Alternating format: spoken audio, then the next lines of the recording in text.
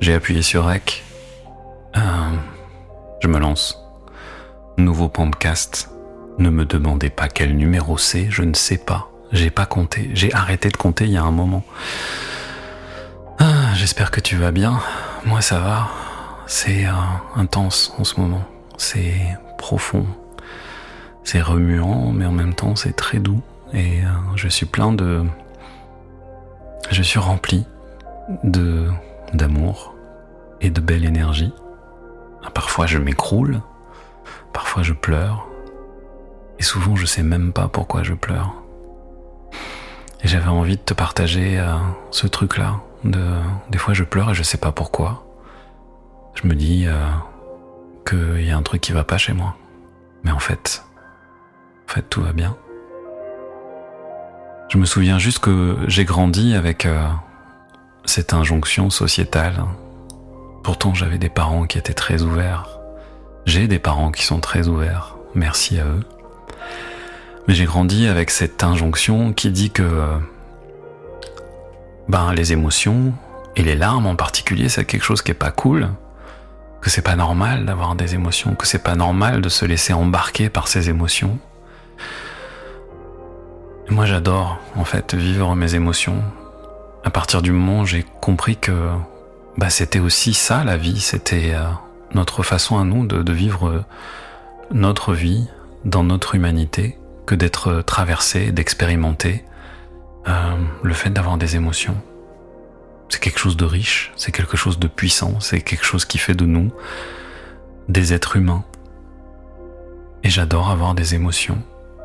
Et en ce moment je pleure. Mais qu'est-ce que je pleure ? Mon père, qui peut souvent être un grand sage, m'a dit un jour, tu sais Emmanuel, les larmes, elles sont aussi là pour bénir l'instant, pour bénir la magie de ce qui est là, au présent. Ouais, je m'étais dit, je vais pas faire d'editing sur ce podcast et je vais laisser tout ça filer tout droit. Mais si je me racle la gorge, forcément, je vais faire du montage. Quoique. Dis-moi ce que t'en penses, toi. Toi qui m'écoutes, qu'est-ce que t'en penses ? Je fais du montage ou je laisse couler ? Je laisse couler le podcast comme l'eau d'une rivière qui coule. Parce que l'eau de la rivière, elle s'arrête jamais, en fait. Ça n'arrête jamais de couler. C'est pas parce qu'il y a un rocher, qu'il y a un arbre, qu'il y a une plante, qu'il y a des cailloux, qu'il y a de la terre. J'aime beaucoup cette image de la vie. J'avais raconté ça un jour à ma grande fille, Lucie, qui m'avait confié que ça l'avait inspirée et que souvent elle se rappelait de ça. Du fait que la vie, elle coule comme une rivière et que rien ne peut empêcher de couler la vie. Voilà, bien entendu, on meurt un jour et un jour ça s'arrête. Enfin, ça s'arrête dans cette dimension-là. Voilà. Je digresse, je m'éparpille, je papillonne, je m'envole, je vais de fleur en fleur, au gré de l'inspiration. Voilà, j'avais envie de te parler de ces larmes qui coulent parfois sur mes joues et que je sais pas d'où ça vient. Je crois que j'ai compris. Je vis un moment de grâce. Je vis un moment d'une beauté absolue. Et si je pleure parfois, comme ça, sans aucune explication, c'est juste parce que je ressens la puissance, l'énergie de l'amour. C'est juste parce que je m'autorise enfin à me laisser traverser par cette énergie, par ce qui est là, par ce qui vibre en moi. J'ai rencontré, il y a peu de temps, une femme extraordinaire qui fait chanter mon cœur.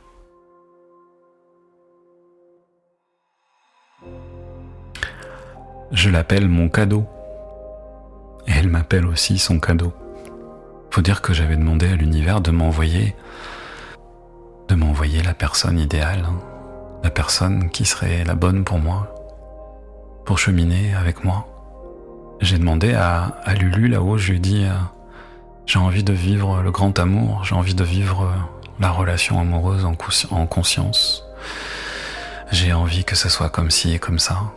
Et je lui ai parlé de ce qui était important pour moi, de vivre l'amour comme une expérience qui va me faire grandir Et bordel de merde, putain, je suis servi. Je suis servi, mais à un point que vous imaginez pas, c'est trop bon, c'est incroyable, c'est merveilleux. Face à elle, je suis démuni, je suis tout petit, j'ai 2 ans et demi, je suis sans défense. Tous mes vieux trucs, tous mes vieux gimmicks de vieux briscards du développement personnel, anéantis, ratatinés, explosés aux 4 coins de l'univers, face à la puissance de cette femme. C'est juste en sa présence que j'ai pas le choix en fait. Je me sens obligé. Je peux même pas résister. Je peux être juste moi. Je peux être juste moi dans ma plus profonde, ma plus totale, ma plus absolue vulnérabilité. Je suis tout nu face à cette femme. Mais je suis tout nu dans ma vérité la plus crue, la plus absolue. Je me sens chanceux, je l'ai écrit, je suis béni des dieux. Je me sens de plus en plus flirter avec le divin, je me sens de plus en plus côtoyer, en profondeur, la beauté de mon humanité.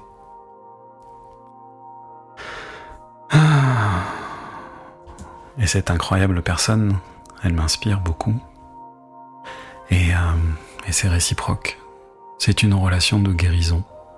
On parle de kintsugi. Vous savez, cet art japonais où il s'agit de réparer ce qui est cassé en y rajoutant de l'or pour embellir les blessures et créer un nouvel objet encore plus précieux. On se répare l'un l'autre. On se transporte l'un l'autre. On se propulse, on se catapulte, on se dynamise. Il y a une effervescence et une synergie dans la co-création qui est magnifique. Cette complicité est un pur cadeau. Elle m'inspire beaucoup aussi. Il paraît que la co-création naît de la fusion de l'énergie vitale.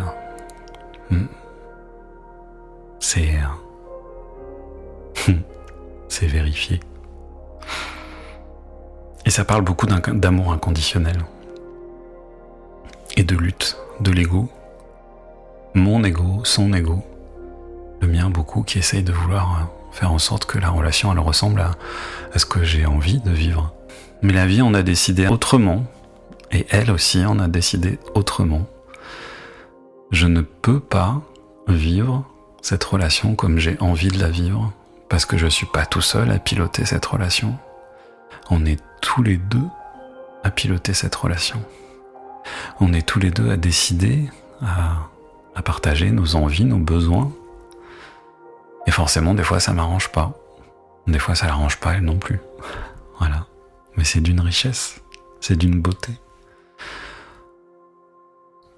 Quand il y a des désaccords, des dissonances, quand mon ego se sent blessé, quand d'un seul coup c'est trop, d'un seul coup je sais pas gérer, d'un seul coup mes émotions débordent, il y a toujours un moment de pow-wow, un moment où on se pose et dans la douceur, dans une extrême bienveillance, juste on parle.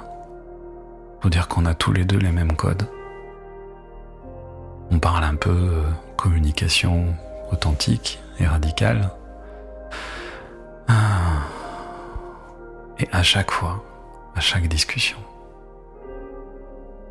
on franchit une nouvelle étape et quelque chose de neuf qui s'installe. Et je prends conscience à chaque fois qu'il y a une guérison qui est là, qui vient de transmuter en moi.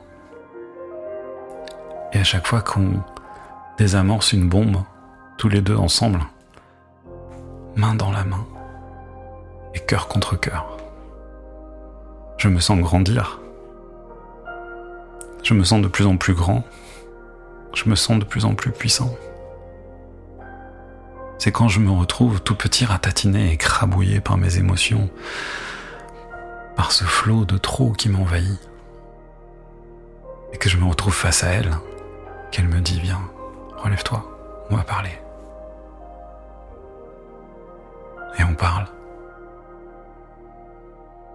Et je ne peux faire autrement que contempler comment est-ce que l'âme agit, comment est-ce que nos deux âmes ont décidé d'œuvrer ensemble et de nous soutenir, de nous accompagner dans nos chemins de guérison.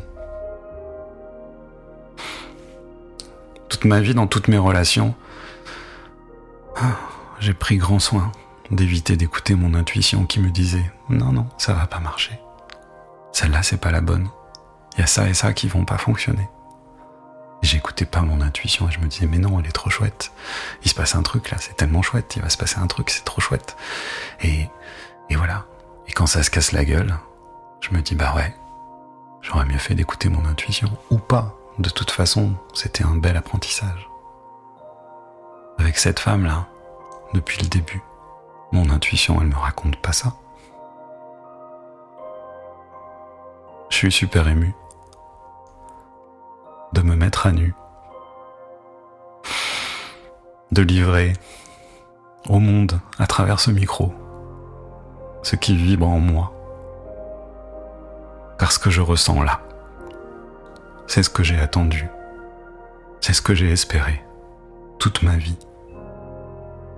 Ressentir l'amour, ressentir la puissance de l'amour vibrer en moi, et c'est d'une beauté absolue. C'est la raison pourquoi, depuis 60 jours et un peu plus maintenant, presque tous les jours, je pleure de joie. Je me sens chanceux.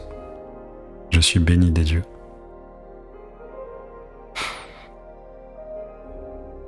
La puissance que je ressens en moi est illimitée.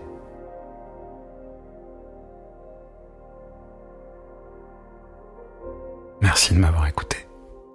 Merci à toi d'être là. Merci de m'avoir choisi. Merci d'être qui tu es. Merci de cheminer avec moi, main dans la main et cœur contre cœur.